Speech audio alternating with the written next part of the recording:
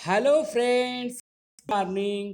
कैसे हैं आप लोग सभी? आई होप सभी लोग बहुत ही अच्छे होंगे और अच्छे तरीके से अपना प्रिपरेशन कर रहे होंगे। तो फ्रेंड्स, मैं अजय आपके अपने परिवार स्टडी विथ अजय में स्वागत करता हूं। फ्रेंड्स, आज है 19 मई 2020। डेली करंट अफेयर्स के सेशन के साथ जुड़ गए हैं।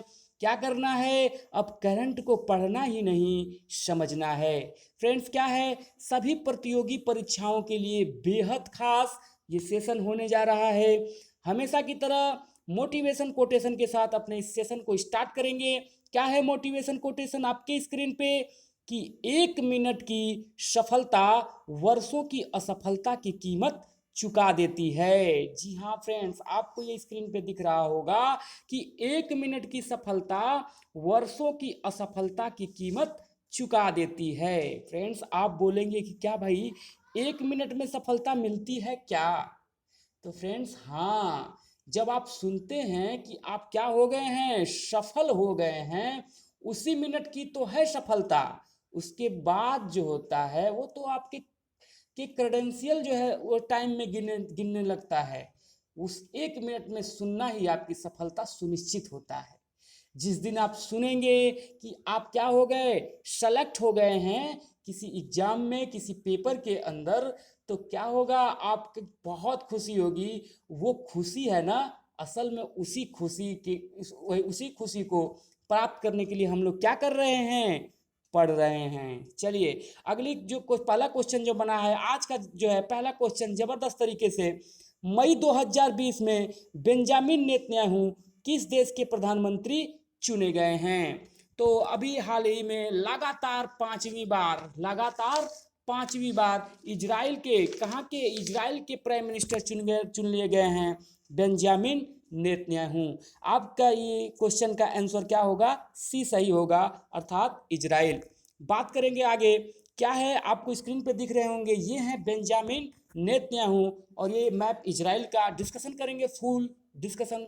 तो जुड़ जाइए सेशन में। क्या है कि ये जो है 5वीं बार लगातार इजराइल के प्रधानमंत्री चुन लिए गए हैं। क्या हुआ है कि नई सरकार के गठन के साथ ही इजराइल के सबसे लंबा राजनीतिक गतिरोध खत्म हो गया है। मतलब गतिरोध पैदा हुआ था, वो गतिरोध खत्म हो गया है। क्या है कि 500 दिनों से भी ज़्यादा वक्त कार्यवाहक सरकार बागडोर संभाले हुए थे। मतलब कि अभी तक ये कार्यवाहक के रूप में प्राइम मिनिस्टर का कार्य कर रहे थे। ठीक है।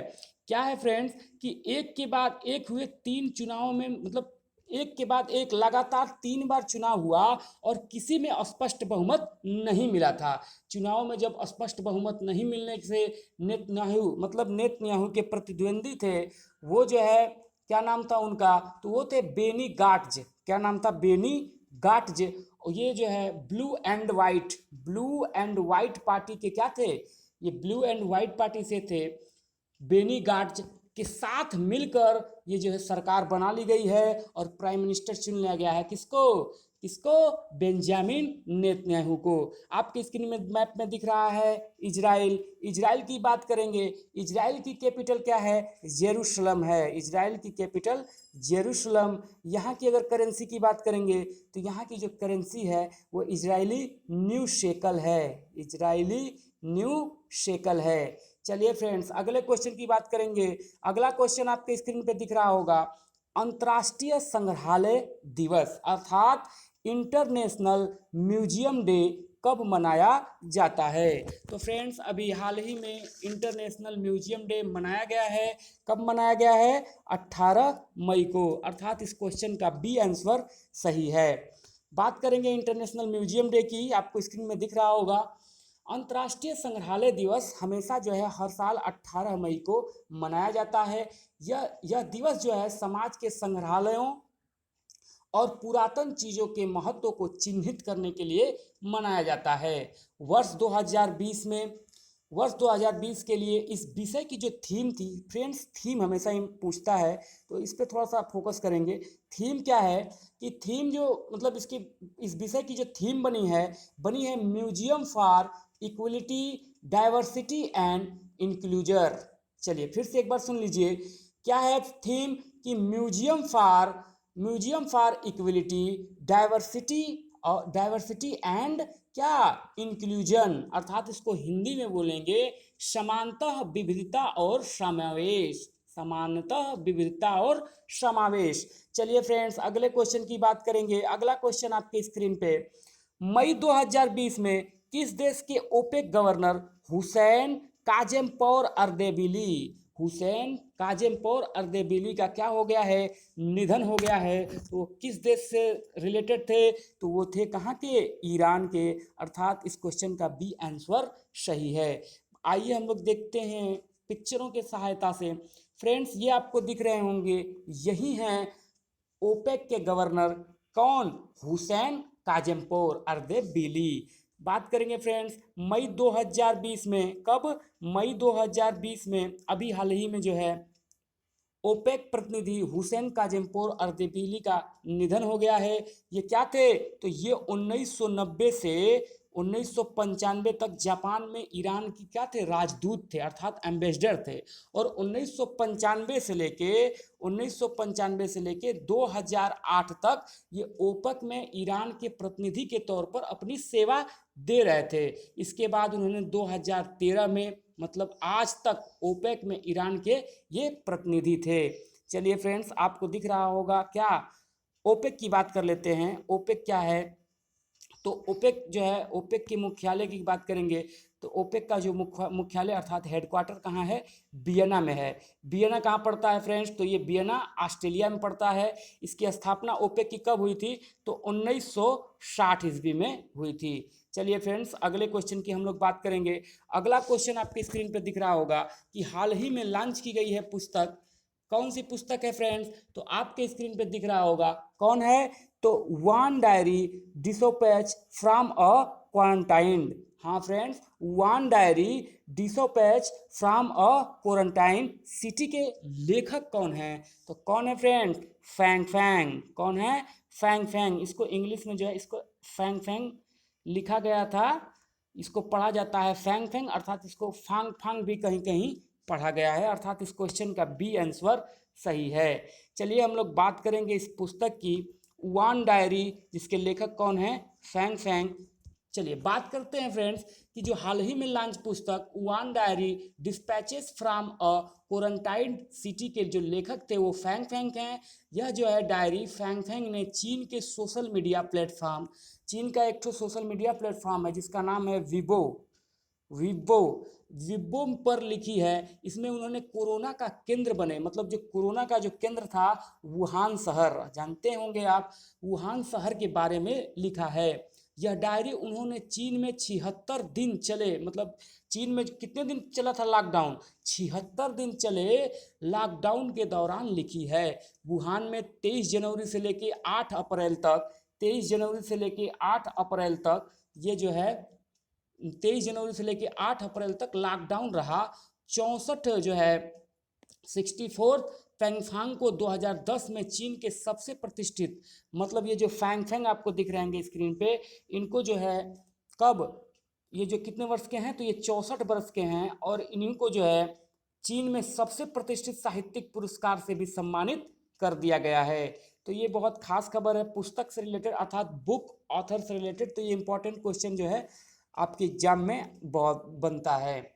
बात करेंगे फ्रेंड्स अगले क्वेश्चन की, निम्नलिखित में से किस राज्य में मई 2020 में राजीव गांधी किसान न्याय योजना का शुभारंभ किया गया है, तो राजीव गांधी न्याय योजना का शुभारंभ कर दिया गया है फ्रेंड्स, कहाँ, छत्तीसगढ़, अर्थात इस क्वेश्चन का डी आंसर सही है। बात करेंगे फ्रेंड्स छत्तीसगढ़ की, आपके स्क्रीन में दिख रहा होगा, छत्तीसगढ़ में मई 2020 में राजीव गांधी किसान न्याय योजना का शुभारंभ किया गया है। इस योजना का शुभारंभ 21 मई 2020, मतलब अभी 21 मई से जो है ये लागू हो जाएगा। 21 मई 2020 जो है कहाँ के पूर्व प्रधानमंत्री, हमारे जो पूर्व प्रधानमंत्री थे राजीव गांधी, उनकी पुण्यतिथि है 21 तारीख को, उन्हीं पे जो है ये लॉन्च कर दिया जाएगा। क्या है, राजीव गांधी किसान न्याय योजना। इस योजना के तहत क्या होगा कि इस योजना के तहत किसानों को खरीफ फसल में कौन कौन, धान हो गया, मक्का, गन्ना, ये कृषि की अनुदान सहायता के तौर पर दी जाएगी। चलिए फ्रेंड्स आपको दिख रहा होगा यहाँ छत्तीसगढ़। छत्तीसगढ़ की बात करेंगे, छत्तीसगढ़ की कैपिटल क्या है? रायपुर। छत्तीसगढ़ की अगर बात करेंगे, यहाँ के चीफ मिनिस्टर अर्थात मुख्यमंत्री कौन हैं? तो भूपेश बघेल हैं। और यहाँ के प्रेजेंट टाइम के गवर्नर की बात करेंगे तो अनुसुईया उइके है। चलिए बात करेंगे कि छत्तीसगढ़ का गठन कब हुआ था, तो ये हमेशा पूछता है, इंपॉर्टेंट क्वेश्चन है, याद कर लीजिएगा कि 1 नवंबर 2000 ईस्वी में छत्तीसगढ़ की स्थापना हुई थी। चलिए फ्रेंड्स अगले क्वेश्चन की बात करेंगे। अगला क्वेश्चन आपकी स्क्रीन पे दिख रहा होगा, क्या है कि हाल ही में किस देश के खगोलविदों ने सुपर अर्थ की क्या कर दी है? खोज कर दी है। सॉरी फ्रेंड्स, ये मिस राइटिंग हो गया है, तो इसके लिए सॉरी। हाल ही में किस देश के खगोलविदों ने सुपर अर्थ की क्या कर दी है? खोज कर दी है। तो अभी न्यूजीलैंड, कहाँ के? न्यूजीलैंड के खगोलविदों ने क्या कर दिया है? सुपर अर्थ की खोज कर दी है। तो हाल ही में जो है कैटीबरी, कहाँ की? कैटीबरी यूनिवर्सिटी है न्यूजीलैंड में, वहाँ के खगोलविदों ने एक सुपर अर्थ की क्या कर दी है? खोज कर दी है। ये जो सुपर अर्थ है ना, ये एकदम पृथ्वी की तरह दिखता है, मतलब ये एकदम पृथ्वी की तरह है, जिसका एक साल, जैसे हम लोगों का एक साल 365 दिन का होता है, उसी तरीके से इसका जो एक साल है, ये कितने दिनों का है? 617 दिनों का है। यह बिल्कुल एकदम धरती के समान दिखता है, तथा यह पृथ्वी से कितने दूर? हमारे पृथ्वी से ये 25,000 दूर है। जिस प्रकार आप जानते होंगे फ्रेंड्स कि जो सूर्य है, सूर्य एक तारा है, तो सूर्य का जो चक्कर लगाते हैं बुध शुक्र पृथ्वी मंगल बृहस्पति शनि अरुण वरुण करके, उसी तरीके से तारों का चक्कर लगाते हुए इसका खोज किया गया है। ये जो है एक ग्रह के रूप में खोजा गया है, सॉरी, ये जो है एक तारों का चक्कर लगा रहा था, तो ये पता चला कि ये जो है एक पृथ्वी की समान है। तो इसके बारे में और इन्वेस्टिगेशन होगा, तो हम लोग आगे चर्चा करेंगे। चलिए फ्रेंड्स अगली खबर बनी है आपकी स्क्रीन पे, क्या है कि मई 2020 में निम्नलिखित में से किसके द्वारा नेशनल माइग्रेंट इंफॉर्मेशन सिस्टम, क्या? नेशनल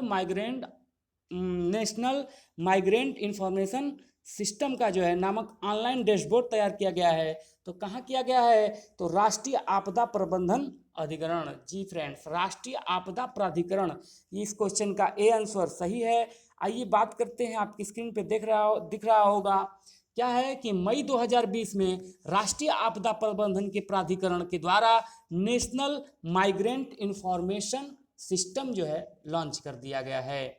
इसमें प्रत्येक राज्य में अनुमान लगा सकते हैं, इसमें मतलब ये अनुमान लगाना है कि कितने प्रवासियों ने इनके राज्यों को छोड़ दिया है और अपने गंतव्य तक पहुंच गए हैं। जैसे मैं कहूँ कि बिहार में जो प्रवासी मजदूर हैं, वो बिहार में इन लोगों का जो है जांच हो गई इसके जरिए। तो अब ये जब जाके यूपी में पहुंचेंगे, तो यहाँ का डाटा इनको कलेक्ट करके भेज दिया जाएगा कि इनकी जांच हो चुकी है। तो ये प्रवासी मजदूरों को फिर बार बार चेकअप नहीं कराना होगा, ये इसका फ़ायदा है। लेकिन अब तक तो फ्रेंड्स सभी जो प्रवासी बेचारे मजदूर थे वो अपने घर पहुंच गए हैं, तो इसका कोई खास मतलब नहीं होने वाला है।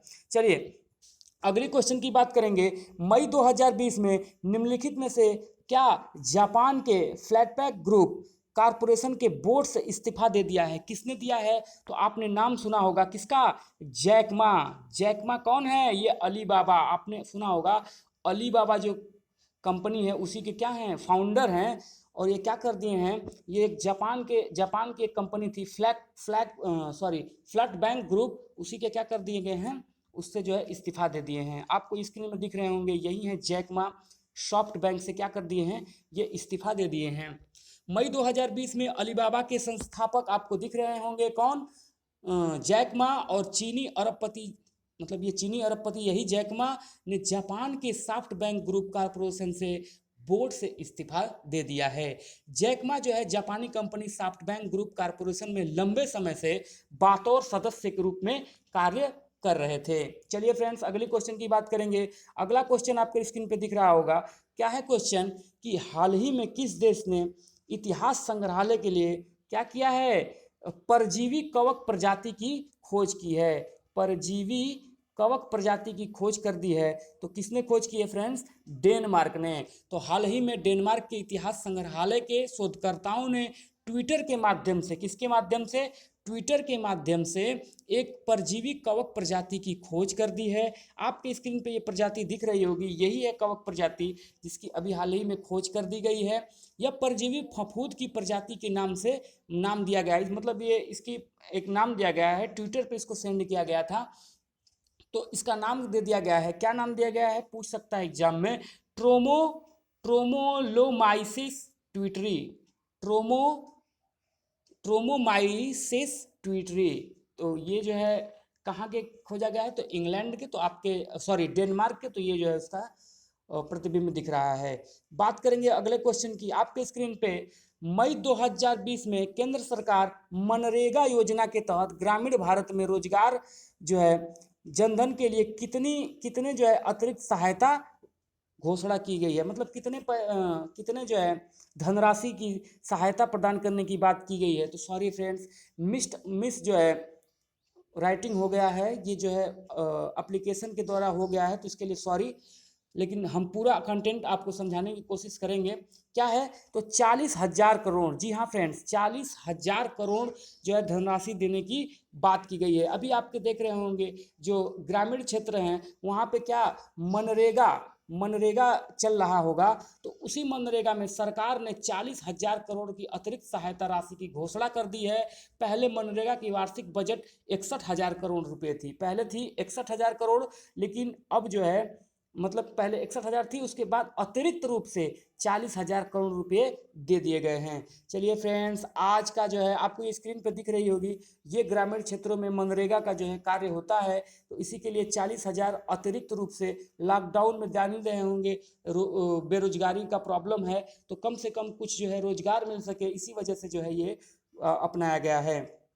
आज की बात करेंगे, आज की आपके लिए सवाल है, आप कमेंट बॉक्स में इसका आंसर दीजिएगा कि हाल ही में यूएनईपी की गुडविल एम्बेसडर के रूप में किसे नियुक्त किया गया है। आपके जो है यहाँ पे इसके आंसर हैं, जो भी आंसर सही होगा आप प्लीज़ कमेंट बॉक्स में दीजिएगा इसका आंसर। फ्रेंड्स, आपको बात करते हैं, अगर ये जो है अब ये नया चैनल है फ्रेंड्स, काफ़ी मेहनत के द्वारा लगभग 5-5 6-6 घंटा कंटिन्यू कंटेंट की तैयारी मतलब मेहनत करके बनाया जा रहा है, तो प्लीज़ इस चैनल का सपोर्ट करें, चैनल को सब्सक्राइब कर लें, बराबर में बेल आइकन दिखेगा इसको पुश कर लें। फ्रेंड्स 100% मैं बता रहा हूँ, ये चैनल आपको आपकी सफलता को सुनिश्चित कराएगा, बहुत ही हेल्पफुल होगा। तो इस वीडियो को लाइक कर दे और किसी भी स्टडी से रिलेटेड व्हाट्सएप या फेसबुक ग्रुप में इसको शेयर कर दे, ताकि ये चैनल जो है ग्रोथ करे और अच्छे से अच्छे कंटेंट और हमारे जितने भी फैकल्टी उपलब्ध हैं इस पे जुड़े रहेंगे। तो thanks for watching, study with Ajay always with you. Thank you so much friends.